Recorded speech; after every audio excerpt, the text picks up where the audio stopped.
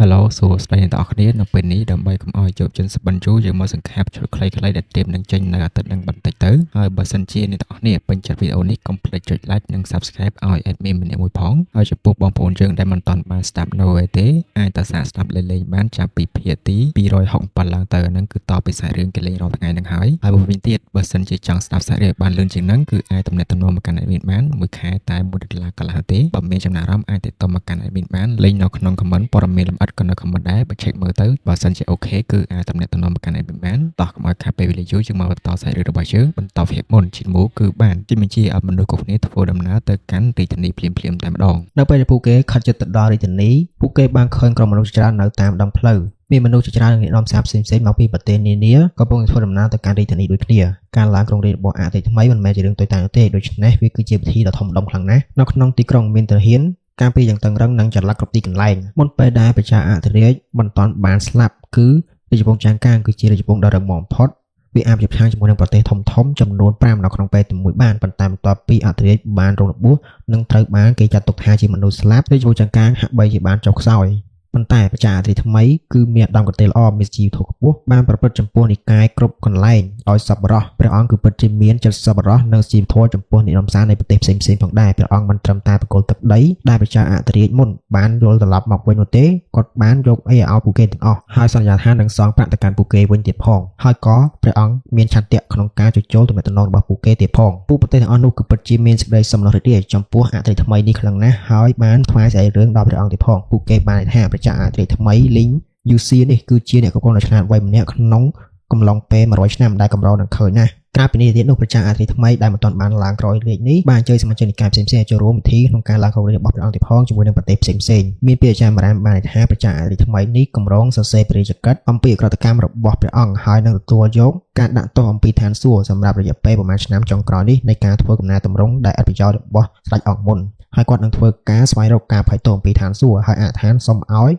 ឋានសួគ៌ដាក់ទណ្ឌកម្មមកកាន់ព្រះអង្គទៀតផងដើម្បីដោះលែងប្រជាជនរបស់គាត់ឲ្យចាកចេញអំពីគ្រោះទុក្ខមហន្តរាយនៅពេលដែលដំណឹងបែបនេះបានឮឈ្មោះក៏បានថានេះគឺពិតជាខុសខើខ្លាំងណាស់ព្រះអង្គជាមួយគ្រូជាតិព្យាយាមធ្វើកំណែតម្រង់យ៉ាងយកចិត្តទុកដាក់អស់រយៈពេល200ឆ្នាំដើម្បីផ្លាស់ប្ដូរគំនិតទាំងអស់នេះចេញអំពីផ្លូវគ្រប់ជំនាញនិងបទឧក្រិដ្ឋកម្មផ្សេងៗនិងអំពើក្បត់ហើយបានអនុវត្តសិល្បៈប្រពៃភាពផ្សេងៗនៅក្នុងប្រទេសឲ្យចម្រើនទៀតផងពួកនេះគឺបាននាំមកនូវកេរ្តិ៍ឈ្មោះដ៏អសោតមកដល់ខ្សែរាជវង្សហើយបានចំណាយការខិតខំប្រឹងប្រែងរបស់អ្នកពីរដោយឥតប្រយោជន៍ទៅវិញប៉ុន្តែប្រជាអធិរាជថ្មីនេះបានសារភាពកុហកហើយនឹងលុបចោលការខិតខំប្រឹងប្រែងរបស់ព្រះអង្គទាំងអស់អស់រយៈពេលជិត200ឆ្នាំមកនេះទាហានដែលបានលះបង់ចម្រោះពួកគេម្ដងហើយម្ដងទៀតត្រូវបានស្លាប់ដោយឥតប្រយោជន៍ការបង្ហាញបែបនេះគឺពិតជាខុសខើនិងគឺពិតជាគ្មានធម្មតាខ្លាំងណាស់ហើយក៏កំសាផងដែរអារៀនហ្វឹងបានត្រឹមតែឈឺចាប់នៅក្នុងចិត្តនៅពេលដែលគាត់ឃើញនេះគាត់ចង់យំប៉ុន្តែមិនអាចបង្ហក់ទឹកភ្នែកបានឡើយគាត់បានត្រឹមតែនិយាយថាយូស៊ីកូនប្រុសដ៏ល្អរបស់ខ្ញុំនេះដូចជាកំបិតដែលចាក់ចូលយ៉ាងជ្រៅក្នុងបេះដូងរបស់ខ្ញុំយ៉ាងអញ្ចឹងគ្រូជាតិបាននិយាយធម្មតាបន្ទាប់ពីយើងចូលទៅក្នុងរាជធានីខ្ញុំអាចទាក់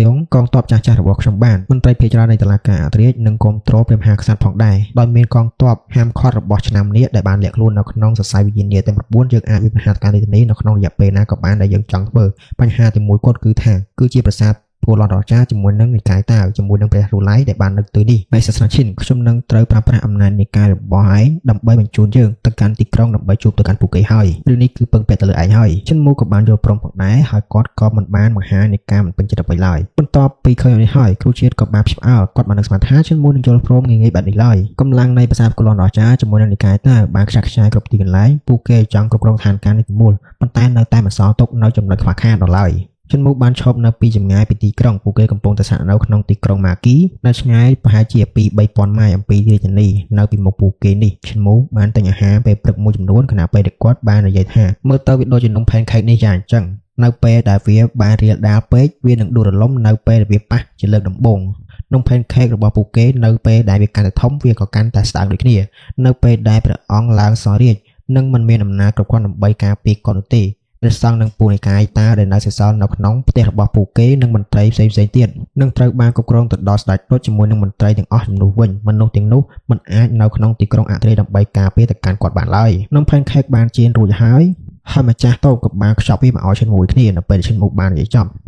ឈិនមុខក៏បានយកវាឲ្យទៅកម្មពុទ្ធរបស់គ្រូជាតិភ្លាមៗនាងបានខំវាមួយម៉ាត់បន្ទាប់មកនាងក៏បានសួរថាតើមេសាសាឈិនមិនខ្លាចថាចិញ្ចៀងមានត្រចៀកទេឬមានក្រុមនៃការស៊ើបការរបស់ព្រះរាជគឺនៅជុំវិញនេះច្រើនណាស់ដែលបានអោនដំណើរមកកាន់ទីនេះ ឈ្មោះបានតាមតែបង្ហាញស្នាមញញឹមស្រាលភ្លាមនោះអ្នកដែលបានដើរកាន់កន្លែងលក់កន្លែងនេះពួកគេបានឃើញកន្លែងនេះពួកគេបានលេបមើលមកកាន់ក្រុមរបស់ឈ្មោះផងដែរនៅពេលដែលពួកគេបាននិយាយយ៉ាងត្រជាក់ភ្លាមព្រមគ្នាមេសាសនាឈិនឈ្មោះបានកវីដៃអារបស់គាត់ចេញបន្តិចបន្ទាប់មកបានញញឹមតិចគាត់បាននិយាយថាបន្តធ្វើអ្វីដែលអ្នកគួរតែធ្វើកុំរំខានជាងអីប្រពន្ធរបស់គ្រូជាតិបានលឺហើយនាងមានការឆ្អើលហើយអធិជនហ្វឹងក៏បានត្រឹមតែដកដង្ហើមធំការអនុវត្តច្បាប់និងការហាមឃាត់យ៉ាងតឹងរ៉ឹងនាំឲ្យមានព្រះមហាក្សត្រមួយអង្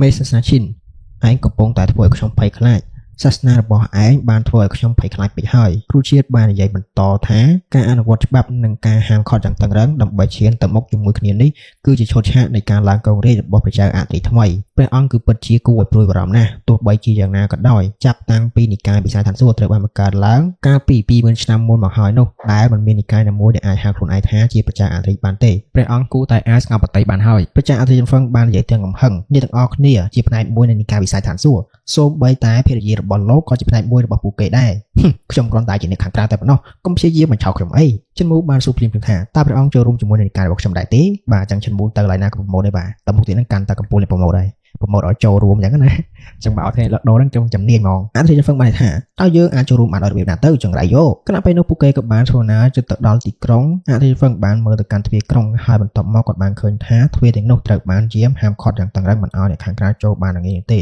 ការត្រួតពិនិត្យគឺពិតជាហ្មត់ចត់ដូច្នេះពិបាកណាស់ក្នុងការចូលទៅព្រោះថ្ងៃនេះគឺជាថ្ងៃឡើងគ្រងរាជ្យរបស់ព្រះរាជាជាថ្ងៃដែលគាត់នឹងក្លាយជាព្រះចៅអធិថ្មីនេះគឺជាព្រះចៅអធិថ្មីដែលស្វែងរកការដុតកម្មដ្ឋានសួគ៌ដើម្បីលំលៀងទោសទៅកាន់ប្រជាជនអ្នកនាំសារមកពីប្រទេសផ្សេងៗមេសាសនាមេនិកាយប្រធានគ្រួសាររមៀតពលមួយចំនួនក៏ដូចជាមន្ត្រីស៊ីវិលបកយោធាកងទ័ពមេទ័ពបាននៅខាងមុខនេះដើម្បីចូលរួមក្នុងពិធីនេះរួចអស់ទៅហើយឈុនមកក៏បានថាគ្មានបញ្ហាអ្វីទេយើងអាចចូលទៅបានដោយផ្ទាល់មិនចាំបាច់លបាំងអ្វីឡើយអាស៊ីវឹងបានលើហើយគាត់ក៏ពិតជាភ្ញាក់ផ្អើលយ៉ាងខ្លាំងឈុនមកបាននាំពួកគេចូលទៅខាងក្រុងហើយទាហាននៅទីនេះបានប្រព្រឹត្តយ៉ាងល្អចំពោះពួកគេដូចជាពួកគេដូចជាខ្យល់ដែលបានឆាយឆ្លងកាត់យ៉ាងអញ្ចឹងហើយអនុញ្ញាតឲ្យពួកគេចូលទៅខាងក្នុងដោយសេរីប្រពន្ធរបស់គ្រូជាតិបានភ្ញាក់ផ្អើលភ្លាមៗនៅពេលនាងបានថាពួកគេគឺជាផ្នែកមួយនៃការវិស័យឋានសួគ៌ដែរតែមែនទេឈិនមូបាននិយាយថាប្រជារាជគឺនៅទីនេះដូច្នេះកុំបង្ហាញអ្វីច្រើនពេកអីបើមិនใช่ទេលោកស្រីនឹងធ្វើឲ្យព្រះអង្គមានការសង្ស័យប្រជារាជគឺចង់បង្កើតប្រទេសមួយដែលនៅអំពីលើនិកាយផ្សេងមិនមែននិកាយដែលនៅលើពីប្រទេសរបស់ព្រះអង្គឡើយដូច្នេះត្រូវតែប្រយ័ត្ននៅសម្ដីរបស់លោកស្រីផងឈិនមូបានកលេចមើលទៅកាន់អធិជនហ្វឹងហើយគាត់បានគិតថាបើសិនជាឆ្នាំជាទ្វារនេះសត្វតាជាមនុស្សរបស់គាត់តើព្រះអង្គអាចនឹងមានអារម្មណ៍បែបណាទៅគ្រូជាតិបានថាឥឡូវនេះយើងបានចូលមកដល់ខាងក្នុងក្រុងហើយតើយើងគួរធ្វើអ្វីបន្តទៀតឈិនមូបានយកថ្នាំគ្រាប់ចេញមកបន្ទាប់មកបកគោលទៅឲ្យពួកគេទាំងពីរនាក់ហើយគាត់ក៏បានថាយើងនឹងចូលទៅក្នុងទីក្រុងអាត្រាជដើម្បីទៅទស្សនាការឡើងសោរីរបស់ព្រះរាជាជាតិនៅក្នុងព្រះរាជបល្ល័ង្កសម្លេងមនុស្សក៏បានលើឡើងនៅពេលពួកគេបាននិយាយព្រមគ្នាសូមឲ្យព្រះអង្គមានប្រជញ្ញយឺនយូរងាប់ឆាប់ព្រះរាជាជាតិលេងយូសៀគង់នៅលើរាជបល្ល័ង្កនេះគាត់ស្លៀកសម្លៀកពាក់អាវស្បែកនេះនៅម្ខាងទៀតនៃព្រះអង្គមានព្រះសង្ឃមួយអង្គកំពុងតែអង្គុយនៅទីនោះហើយម្ខាងទៀតគឺជាគ្រូអាចារ្យតាវដែលជាមេសាសនាតាវមានមន្ត្រីរាជការស៊ីវិលលោកមេទ័ពនិងបកយោធាមួយចំនួនដែលគាំទ្រទៅកាន់ព្រះចៅអធិថ្មីហើយក៏មានមនុស្សច្រើនទៀតដែលបានអបអរសាទរអ្នកខ្លះជង្គង់ក្រាបទៅកាន់ព្រះអង្គខ្លះទៀតថែមទាំងនិយាយជូនពរទៅកាន់ព្រះអង្គផងដែរមានតំណាងមកពីប្រទេសផ្សេងៗដើម្បីចូលរួមក្នុងពិធីនេះដូចគ្នានៅមានមេសាសនាមួយចំនួនដែលមកពីនិកាយរាប់សិបមិនអស់ទៀតផងខណៈពេលដែលពេលប្រឡប់បានចំណត់ដល់ព្រះអាទិត្យក៏បានធ្លាក់ចុះខណៈពេលដែលព្រះរាជាជាតិលីងយូសៀបានដើរចូលទៅខាងមុខហើយបានដឹកនាំមន្ត្រីស៊ីវិលជាមួយនឹងបកយោធាចេញពីសាលធំមានមនុស្សយ៉ាងច្រើនការពារតាមព្រះអង្គជាប់ជានិច្ចហើយមនុស្សភាគច្រើនសុទ្ធតែជាមនុស្សដែលមានឋានៈយសស័ក្តិខ្ពស់ហើយសុទ្ធតែជាមនុស្សដែលមានអំណាចខ្លាំងក្លាមានក្រុមព្រះសង្ឃជាមួយនឹងមនុស្សនៅក្នុងនិកាយតាវផងដែរនៅពីក្រោយពួកគេគឺជាព្រះមហេសីរបស់ព្រះរាជាជាតិដែលដឹកនាំហ្វូងមនុស្សដែលដឹកនាំក្រុមអ្នកបម្រើជាមួយទៅនឹងអ្នកនាំសារផ្សេងៗមកពីប្រទេសផ្សេង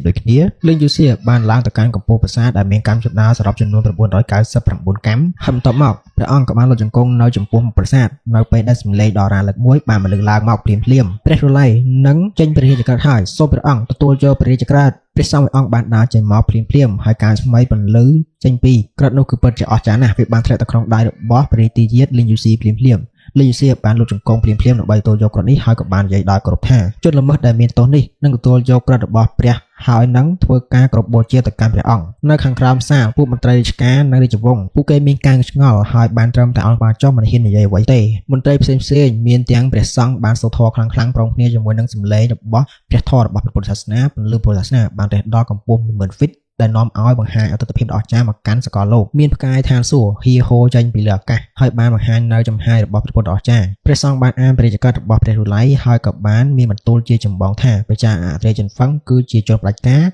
ដោយសារតែហេតុផលនេះប្រជាជនត្រូវរងគ្រោះមហន្តរាយពីឋានសួគ៌រូឡៃបានលើកទឹកចិត្តព្រះចាអត្រេថ្មីឲ្យមានការប្រុងប្រយ័ត្ននិងមានសតិសម្បជញ្ញៈគោរពតាមកាតព្វកិច្ចរបស់ព្រះអង្គដោយប្រុងប្រយ័ត្នដើម្បីឲ្យទេវតានិងព្រះពុទ្ធប្រទានពរដល់សេរីរុងរឿងនិងអាយុយឺនយូរមកដល់ប្រទេសជាតិរបស់ព្រះអង្គនៅពេលដែលព្រះរាជកឹកនេះបានអានចប់រាជយាទបានទទួលយកទៅកាន់ព្រះរាជកឹកនេះនៅពេលនោះអាចារ្យតាបានចេញមកហើយនៅក្នុងដៃរបស់គាត់ក៏មានព្រះរាជកឹកមួយអំពីមេនិកាយតាដូចគ្នាបន្ទាប់មកមនុស្សម្នាក់ក៏បាននិយាយឡើងថាមេនិកាយតាបានចេញព្រះរាជកឹករបស់គាត់ហើយសូមព្រះអង្គទទួលយកព្រះរាជកឹកមួយនេះលិញសៀវបានលុតចង្គង់ម្ដងទៀតហើយគាត់ក៏បាននិយាយថាមនុស្សមានទោសនេះសូមទទួលយកព្រះរាជកឹករបស់និកាយតាអាមួយនេះគឺពិតជាថោកទាបមែនបាទឲ្យខំចង់ណាចង់ណីដល់ពេលឯងបំផ្លាញក្នុងរយៈពេល1ផ្លែតព្រះរាជកឹករបស់មេសាសនាតាគ្មានអ្វីក្រៅពីការលើកទឹកចិត្តដល់ប្រជាអរិយថ្មីឲ្យពិតល្អចំពោះប្រជាពលរដ្ឋរបស់ព្រះអង្គដោយស្មោះស្ម័គ្រនិងមើលថែទាំទៅកាន់ប្រជាជននិងកុំឲ្យមានភាពរញ៉េរញ៉ៃជាមួយនឹងរឿងដូចជាការធ្វើកំណែតម្រូវរបស់ព្រះអង្គមុនទៀតនៅពេលដែលព្រះរាជកឹកនេះបានបង្ហាញចប់ព្រះទីយាទលីងយូសៀក៏បានក្រោកឈរឡើងបន្ទាប់ពីរៀបចំខ្លួនប្រាណរៀបរាល់ហើយគាត់ហ៊ាននឹងធ្វើការលុតចង្គង់ម្ដងទៀតហើយសុំការអភ័យទោសពីឋានសួគ៌នៅពេលនោះផងដែរសម្លេងស្រែកខ្លាំងៗក៏បានបន្លឺឡើងមកពីចម្ងាយនិងច្បាស់លាស់បាននិយាយថាមេសាសនានៃនិកាយវិស័យឋានសួគ៌ប្រគល់ព្រះរាជកឹកដោយផ្ទាល់សូមព្រះអង្គទទួលយកព្រះរាជកឹកនៅពេលដែលសម្លេងនោះបានឡើងមួយប្រយោគចុងក្រោយនេះបានធ្វើឲ្យមានភាពចលាចលផ្ទុះឡើងនៅក្នុងនេះភ្លាមៗខណៈពេលដែលមនុស្សទាំងអស់បានកលេចមើលទៅកាន់ប្រភពសម្លេងនោះដោយដើរបានពីបិទជំហានព្រះរាជយាទលីងយូសៀបានមកដល់កម្មចន្ទើនៃប្រាសាទឋានសួគ៌ហើយបានសម្លឹងមើលទៅចុះទៅខាងក្រោមគាត់បានឃើញថាមានយុវជនម្នាក់នាំព្រះសង្ឃពីរអង្គនិងដូនជីម្នាក់បានមកទីនេះព្រះសង្ឃពីរនាក់នោះមើលទៅដូចជាទន់ខ្សោយណាស់ហើយមិនមានទេពភាពឡើយគាត់ហាក់បីជាអាចទ្រុឌទ្រោមបានទៅពេលណាក៏បានខណៈពេលដែលដូនជីនោះមើលទៅដូចជាមានផ្ទៃពោះទៀតផងហើយរាងកាយរបស់នាងមើលទៅក៏មិនសូវស្រួលផងដែរឈ្មោះបានញញឹមនៅពេលគាត់បានដើរឆ្ពោះទៅកាន់ប្រាសាទនៅខាងលើខណៈពេលដែលគាត់បាននិយាយស្ងប់ស្ងាត់ថាប្រាសាទគោលនដ៏អស្ចារ្យគឺជាទឹកដីដ៏ប្រសិទ្ធនៃនិកាយតាវក៏ដូចគ្នានិកាយវិស័យឋានសួគ៌របស់ខ្ញុំក៏ជាទឹកដីដ៏ប្រសិទ្ធមួយផងដែរលេងយូសៀព្រះរូឡៃនិងមេសាសនាតាមិនទាន់បានរកទេអ្នកនៅតែលុតចង្គង់ចុះទូលយកបញ្ជារបស់ពួកគេឥឡូវនេះខ្ញុំបានមកវិផលហើយតើអ្នកមិនព្រមចង្គង់នៅចំពោះមុខខ្ញុំទេតាមមែនទេភ្លាមៗនោះសំឡេងមនុស្សគ្រប់គ្នាក៏បានឡើងមេនិកាយវិស័យឋានសួគ៌ភ្លាមៗនោះមានមនុស្សម្នាក់មកពីគ្រួសារមានអត្តពលបានលោតមកខាងមុខហើយចង់វិប្រហារឈ្មោះឲ្យស្លាប់ក្នុងតែការវិប្រហារមួយដងតែម្ដងនៅពេលនោះទង់ជាតិដ៏ធំមួយបានលេចឡើងនៅពីលើអាកាសផងដែរនៅក្បែរឈ្មោះហើយបានរៀបរៀងការវិប្រហាររបស់មនុស្សម្នាក់នោះនៅពេលដែលទង់ជាតិដ៏ធំនោះបានលាតត្រដាងឡើងបរោះដងមានធំខ្ពស់គួរឲ្យខ្លាចម្នាក់បានបង្ហាញខ្លួនមកជាមួយនឹងដាវដ៏ធំមួយហើយបន្ទាប់មកដាវនោះក៏បានកាត់ក្បាលទៅកាន់មនុស្សដែលបានហក់មកនោះភ្លាមបរោះម្នាក់បានបង្ហាញខ្លួននោះភ្លាមបានកាត់ក្បាលហើយបន្ទាប់មកគាត់បានខ្លួនទៅភ្លាមផងដែរឈិនមូបានធ្វើសកម្មភាពភ្លាមហាក់បីដូចជាគ្មានរឿងអ្វីកើតឡើងតលសោះហើយគាត់នៅតែបន្តដើរទៅមុខបែបធម្មតាមានឆ្មាំដែលបានធ្វើចលនាទងជាតិដ៏ធំបានលើកចេញមកភ្លាមហើយដល់ពេលនោះពួកគេក៏បានធ្វើចលនាស្ដេចឋានសួគ៌បានចាក់ចេញមកពីទងដ៏ធំនោះហើយបានធ្វើសកម្មភាពភ្លាមនៅពេលដែលមនុស្សនោះបានធ្វើចលនាដូចគ្នានៅពេលដែលទងធំបានបង្ហាញខ្លួនពួកវាបានបាត់ទៅវិញហើយមានតែសារសពដែលបានបន្សល់ទុកតែប៉ុណ្ណោះឈ្មោះបាននាំព្រះអង្គជាមួយទៅនឹងគ្រូជាតិបានដើរទៅខាងលើស្ងប់ស្ងាត់ដូចជាគ្មានរឿងអ្វីកើតឡើងតទៅសោះនៅជុំវិញពួកគេទង់ជាតិរបស់សាសនារបស់គាត់បានបង្ហាញមកហើយក៏បានបាត់ទៅវិញជាបន្តបន្ទាប់អ្នកដែលព្យាយាមធ្វើសកម្មភាពនឹងត្រូវបានសម្លាប់ចោលភ្លាមដោយគ្មានមេត្តាឈ្មោះបានដើរទៅខាងមុខប្រាសាទហើយហ៊ាននឹងដើរឡើងទៅលើប្រាសាទស្រាប់តែប្រពន្ធរបស់រាជយាទបានធ្វើចលនារបស់នាងនៅពេលនោះភ្លាមដែរនាងក៏បានកាត់ក្បាលចោលភ្លាមនៅសល់សារសពនៅពេលដែលបាត់ក្បាលរបស់នាងបាត់ទៅហើយដូចជាមនុស្សរាប់គ្នាដែរសក់ក្បាលរបស់អ្នកនាំសារជាមួយនឹងមេនិកាយផ្សេងអ្នកនាំសារពីប្រទេសផ្សេងជាមួយទៅនឹងមនុស្សនៅក្នុងនិកាយតូចតាចមួយចំនួនបានក្រោកឈរឡើងដោយការភ័យខ្លាចពួកគេមានអារម្មណ៍ថាស្ពឹកក្បាលភ្លាមបន្ទាប់ពីឃើញហេតុការណ៍ទាំងអស់នេះអ្នកណាដែលធ្វើសកម្មភាពត្រូវបានកាត់ក្បាលចោលនៅសល់តែខ្លួនធ្លាក់មកលើដីតែប៉ុណ្ណោះនិកាយវិស័យឋានសួគ៌គឺជានិកាយលេខ1ខាងផ្លូវអរិយហ្វូមនុស្សបានលើកអំពីគេឈ្មោះរបស់ពួកគេជាយូរណាស់មកហើយប៉ុន្តែឥឡូវនេះពួកគេទើបតែបានឃើញផ្ទាល់នៅអ្វីដែលសាសនានេះបានធ្វើហើយនឹងខុសខើខ្លាំងណាស់គ្រូជាតិបានកលេចមើលទៅកន្លែងនៃការហេតុទាំងអស់នេះហើយគាត់បាននិយាយថាពន្ធសម្លាញ់កុំមើលអីគាត់ក៏បានយកដៃបិទភ្នែកប្រពន្ធរបស់គាត់ភ្លាមឈ្មោះបានចាប់ដើមដើរទៅលើជណ្ដើរនៃប្រាសាទម្ដងមួយជំហានភ្លាមនោះស្រាប់តែមានព្រះសង្ឃម្នាក់បានស្រែកឡើងមេនិកាយវិសាឋានសួគ៌យើងរងចាំឯងអស់រយៈពេលយូរណាស់មកហើយមកតើទាំងអស់គ្នាអើយចូលឡើងពាត់នឹងបំផ្លាញមេនិកាយវិស័យឋានសួគ៌នេះចោលតែជាមនុស្សដើរលើផ្លូវអរិយបង្ក្រាបវិស័យនេះចោលបង្ក្រាបនិកាយវិស័យនេះបំផ្លាញចោលទាំងអស់ពួកយើងត្រូវគោរពដែរគ្នាកុំចាត់បិសាចខណៈពេលដែលព្រះសង្ឃនោះបានដើរចេញចេតនាសម្រាប់ដល់ការសាហាវបានបោកនៅលើផ្ទៃមេឃនិងក្របលើប្រាសាទនេះទាំងមូលឈិនមូនៅតែបន្តដើរទៅមុខបែបធម្មតាទង់ជាធំប្រហែលជាកម្ពស់300 ហ្វីតបានលេចចេញមកនៅខាងលើជាវាយស្រុកធំចំនួន360នាក់បានលេចចេញមក ពួកព្រឹទ្ធាចារ្យការពីនិកាយចំនួន12រូបស្ដេចឋានសួគ៌ចំនួន2អង្គជាមួយទៅនឹងអ្នកត្រួតពិនិត្យចំនួន8រូបនៅក្នុងនិកាយវិស័យឋានសួគ៌ក៏បានបង្ហាញខ្លួនក្នុងពេលតែមួយសម្លេងនៃការសម្លាប់រង្គាបានមើលឡើងនៅខាងក្នុងប្រាសាទភ្លាមៗនៃការពីទាំង8រូបមិនបានធ្វើចលនារបស់ពួកគេទេប៉ុន្តែផ្ទុយទៅវិញពួកគេបានដើរជុំវិញជុំមើលហើយការពីគាត់ជាប់ជានិច្ចចេតនាសម្លាប់បានហក់ឡើងលើឋានសួគ៌ខណៈពេលដែលអត្តភាពដែលស្ថិតនៅក្នុងកម្រិតស្ពានទេភាពនិងអ្នកជំនាញដ៏អស្ចារ្យស្ថិតនៅក្នុងអាណាចក្រជីវិតនឹងការស្លាប់បានធ្វើការវិប្រហារវាធ្វើឲ្យឋានសួគ៌និងផែនដីបានរំជួយឡើងទីក្រុងអាធេនីនេះស្ថិតនៅក្នុងស្ថានភាពច្របូកច្របល់ទាំងស្រុងទីក្រុងបានស្ថិតនៅក្នុងភាពចលាចលក្រុមគ្រួសារមានឥទ្ធិពលមួយចំនួនកំពុងតែដេកស្លាប់ដោយអំណាចដ៏ខ្លាំងក្លានៃការប្រយុទ្ធគ្នារំជួយឋានសួគ៌ព្រះសង្ឃនិងពួកនិស្ស័យតាមមួយចំនួនដែលចង់ផ្ដល់ការគាំទ្រដល់ព្រះរាជាយាទបានជាប់គាំងហើយនឹងត្រូវបានសម្លាប់នៅនឹងកន្លែងនៅក្នុងគុកវិញមន្ត្រីមួយចំនួនរបស់ព្រះអង្គបានចាកចេញមកហើយបន្ទាប់មកមនុស្សមួយចំនួនដែលស្ថិតនៅក្រោមបញ្ជារបស់ជាតិក៏បានចាកចេញភ្លាមៗនោះពួកគេក៏បាននិយាយឡើងថាព្រះមហាក្សត្រខ្ញុំបានត្រឡប់វិញហើយភ្លាមៗនោះស្ដេចឋានសួគ៌យូក៏បានស្រែកឡើងខ្លាំងៗតើស្ដេចឋានសួគ៌វៃនៅឯណាទៅស្ដេចឋានសួគ៌វៃនៅឯណាឆាប់ចេញមកស្ដេចឋានសួគ៌វៃនឹងគឺតារបស់វៃចុងណាសំឡេងស្រែកខ្លាំងៗក៏បានបន្លឡើងខ្ញុំនៅទីនេះអុកញ៉ាវៃបានចាកចេញមកពីវិមានអុកញ៉ាហើយបានបុកកំទេចប្រាសាទភ្លាមៗចេញមកយ៉ាងលឿនគាត់ក៏បានបង្ហាញនៅទឹកមុខដ៏កាចសាហាវនៅពេលដែលគាត់បានឡើងអ្នកណាចង់ស្លាប់ខ្លះចូលមកឈិនមូបានដើរធម្មតាឡើងទៅកាន់កំពូលប្រាសាទមនុស្សច្រើនបានដើរចុះមកខាងក្រោមដើម្បីសម្លាប់គាត់ប៉ុន្តែពួកគេត្រូវបានអ្នកការពារទាំង8សម្លាប់យ៉ាងឃោរឃៅគ្មាននរណាម្នាក់អាចរារាំងដំណើររបស់ឈិនមូនៃការឡើងទៅខាងលើកំពូលប្រាសាទបានឡើយនៅខាងលើកំពូលប្រាសាទលីងយូស៊ីបានបង្ហាញនៅទឹកមុខនៃការភ័យសន្ស្លោហើយគាត់បានសម្លឹងមើលទៅកាន់ព្រះសង្ឃជាមួយទៅនឹងពួកនិកាយតើនៅខាងឆ្វេងនិងខាងស្ដាំរបស់គាត់មនុស្សទាំងពីរនាក់នេះបានលោតទៅខាងមុខភ្លាមៗមុនពេលដែលជើងរបស់ពួកគេបានប៉ះទៅនឹងដីនោះពួកគេត្រូវបានសម្លាប់ចោលភ្លាមៗដោយអ្នកការពារទាំង8របស់ឈិនមូឈាមបានខ្ចាក់ខ្ចាយទៅគ្រប់ទីកន្លែងលីងយូស៊ីក៏បានស្រែកឡើងភ្លាមៗនៅពេលដែលគាត់បានក្រហមទៅកាន់មនុស្សគ្រប់គ្នានៅខាងក្រោមអង្គររបស់គាត់មន្ត្រីរាជការយោធាមេតបទាំងអស់ខ្ញុំគឺជាប្រជាអធិរាជតើណាមានគម្រោងបាប់មកជាមួយនឹងខ្ញុំត្រូវតែសម្លាប់ចោលពួកអ្នកនរគ្នាមិនអើពើនឹងជាតិរបស់ខ្ញុំទេតើមែនទេប្រញាប់សម្លាប់បិសាចនេះចោលភ្លាមទៅប្រជាអធិរាជនឹងហ្វឹងបានក្រហមឡើងភ្លាមៗប្រជាអធិរាជតើមែនទេគាត់បានលេបថ្នាំមួយគ្រាប់ដែលឈិនមូបានបកគោលឲ្យគាត់សល់របស់គាត់ក៏បានដោះមកវិញភ្លាមបន្ទាប់មកគាត់បានជួលស្នាមប្រឡាក់នៅលើមុខរបស់គាត់ចេញសម្លេងរបស់គាត់បាននិយាយយ៉ាងទន់នៅពេលគាត់មើលទៅកាន់កូនប្រុសរបស់គាត់ហើយក៏បានថាមើលទៅថាយើងគឺជានរណាមុខរបស់លេងយូស៊ីបានផ្លាស់ប្ដូរភ្លាមៗមុខរបស់គាត់ប្រែក្លាយទៅជាស្លេកគ្រូជាក៏បានលេបថ្នាំគ្នាហើយបន្ទាប់មកសក់របស់គាត់ក៏បានដោះមកវិញហើយគាត់ក៏បានចូលស្នាមមុខរបស់គាត់ចេញនៅពេលគាត់ក៏លេចមើលទៅកាន់លេងយូស៊ីដូចគ្នាមន្ត្រីស៊ីវិលបកពួកយោធាជាមួយទៅនឹងមន្ត្រីរាជការមួយចំនួនបានបញ្ឈប់ខ្លួនរបស់ពួកគេបានព្យាយាមធ្វើសកម្មភាពបន្ទាប់ពីពួកគេបានឃើញគ្រូជាជាមួយនឹងប្រជាអធិរាជចាស់ពួកគេបានលុតជង្គង់ចុះភ្លាមៗហើយធ្វើការគោរពបូជាទៅកាន់ព្រះអង្គលេងយូស៊ីបានបញ្ញាទៅរកអធិរាជហ្វឹងហើយបន្ទាប់មកគាត់ក៏បាននិយាយឡើងថាខ្ញុំគឺជាបុត្រានៃឋានសួគ៌តើអ្នកណាអាចធ្វើអ្វីខ្ញុំបានអ្នកត្រួតពិនិត្យការពារជុំវិញឈិនមូនោះបានរើមដាក់ខ្លួនភ្លាមៗនៅពេលលេងយូស៊ីបានហក់មកភ្លាមៗនោះលេងយូស៊ីក៏បានប្រែក្លាយទៅជានាគមួយក្បាលហើយក៏បានរកខ្លួនភ្លាមៗអ្នកការពារទាំង8របស់ឈិនមូបានស្លៀកបំពាក់អាវបំបាំងកាយរបស់ពួកគេហើយក៏បានបាក់ខ្លួនមួយរំពេចគ្នាភ្លាមៗនោះលេងយូស៊ីក៏បានចាប់ខ្លួនភ្លាមៗដោយពួកគេទាំង8នាក់ហើយពួកគេក៏បានលុតជង្គង់នៅចំពោះមុខឈិនមូចាប់ខ្លួនរបស់រាជទាយាទលេងយូស៊ីមកភ្លាមៗប្រជាអធិរាជហ្វឹងបានតូតមើលទៅកាន់មន្ត្រីស៊ីសាស៊ីវិលជាមួយទៅនឹងបកពួកយោធាហើយក៏បានស្រែកឡើងថាហេតុអ្វីបានជាអ្នកទាំងអស់គ្នាមិនបង្ក្រាបការបះបោរទាំងអស់នេះហេតុអ្វីបានជាទាំងអស់គ្នាមិនសម្លាប់ពួកទាំងអស់នេះសម្លាប់ព្រះសង្ឃទាំងអស់នេះចោលដែលបានបើកអស់ជាមួយពួកយើងតើអ្នកអស់គ្នាកំពុងតែចាំខ្ញុំធ្វើចលនាដល់ខ្លួនឯងតើមែនទេហេតុអ្វីទៅមន្ត្រីរាជការស៊ីវិលនិងបកពួកយោធាបានបញ្ញាធ្វើសកម្មភាពភ្លាមៗហើយបានសម្លាប់ព្រះសង្ឃជាមួយនឹងនិកាយព្រះពុទ្ធសាសនាផ្សេងៗជាមួយនឹងពួកនិកាយតាភ្លាមៗសូម្បីតែឆ្មាំអធិរាជដែលកំពុងតែបញ្ញ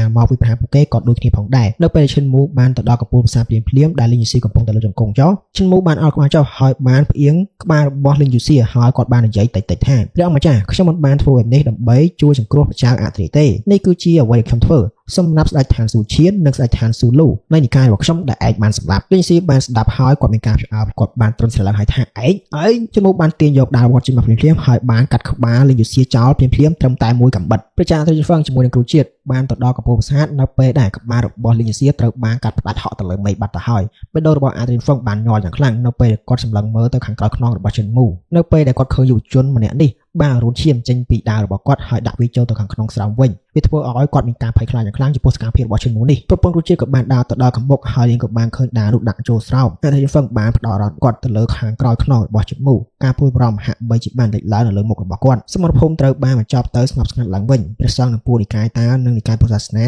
ខ្លះគឺអាចគេខ្លួនបានខណៈពេលដែលអ្នកផ្សេងទៀតខ្លះត្រូវបានសម្លាប់ចោលភាគច្រើននៃពួកគេគឺស្លាប់នៅទីនេះហើយជាតិរបស់ពួកគេក៏បានលាបពណ៌ក្រហមជុំវិញប្រាសាទបុរាណដូចគ្នាឈាមបានហូរចុះតាំងពីកម្មទី999រហូតមកដល់កម្មចុងក្រោយភ្លាមៗនោះមនុស្សគ្រប់គ្នាក៏បានលុ លុតជង្គង់ចុះហើយពួកគេក៏បានស្រែកឡើងព្រះអង្គដូច្នេះសាច់រឿងរបស់យើងក៏បានបញ្ចប់តែត្រឹមនេះផងដែរ ហើយសាច់រឿងពិតប្រាកដគេក៏មិនដឹងថាចាប់ត្រឹមណាប្រកាសដែរមើលទៅប្រហែលជាលើរបស់គេបន្តិចតួចហើយព្រោះឯក្នុង trailer វាឃើញណាចំពោះសាច់រឿងអត់ទៅទីយ៉ាងណានោះគេកាត់ត្រង់ណាថែមត្រង់ណាមានតែរងចាំមើលនៅអាទិត្យនឹងទាំងអស់គ្នាបាទអរគុណជម្រាបលា